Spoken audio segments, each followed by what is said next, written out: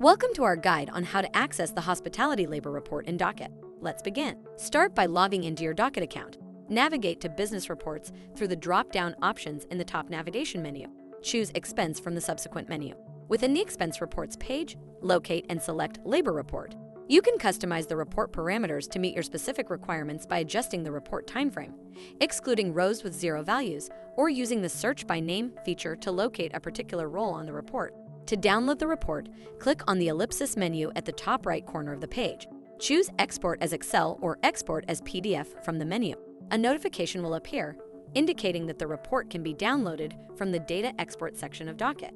To download the report, navigate to the Data Export section by clicking the Data Export link in the notification. Click the ellipsis menu on the Data Export page and select the Download option.